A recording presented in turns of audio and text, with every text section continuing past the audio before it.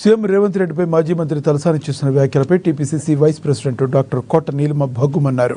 24 గంటల్లో బేషరతుగా క్షమాపణలు చెప్పాలని, లేని పక్షంలో సికింద్రాబాద్ గల్లీలో లొల్లీలు చేస్తామని ఆమె హెచ్చరించారు. ఇక తలసాని వ్యాఖ్యలకు నిరసనగా కాంగ్రెస్ నేతలు బేగంపేట పిఎస్ వద్ద నిరసన కార్యక్రమాన్ని చేపట్టారు. ప్రధాన రహదారిపై బైఠాయించి తలసాని దిష్టిబొమ్మను దగ్ధం చేశారు. అనంతరం పిఎస్లో ఫిర్యాదు చేశారు. తలసాని గతంలో కూడా తన స్థాయిని మర్చి కాంగ్రెస్ అగ్రనేతలపై ఇష్టం వచ్చినట్టు మాట్లాడటం జరిగిందని గుర్తు చేశారు. సీఎం రేవంత్ రెడ్డి అంటే సామాన్య ప్రజలు, మహిళలు గుండె చప్పుడని అన్నారు. తలసాని వ్యాఖ్యలు రాష్ట్ర ప్రజలను ఎంతో బాధకు గురిచేశాయని పేర్కొన్నారు.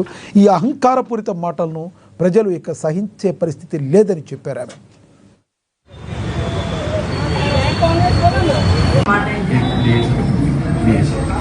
గౌరవమైన ముఖ్యమంత్రి గారు ప్రజలకి ఎంతో ప్రియమైన నేత.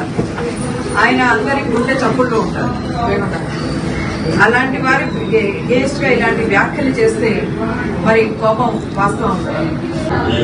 అన్ని ఇచ్చేయడం జరిగింది. అన్ని సాక్ష్యాధారాలు అన్ని ఇచ్చారు. సాటిస్ఫైడ్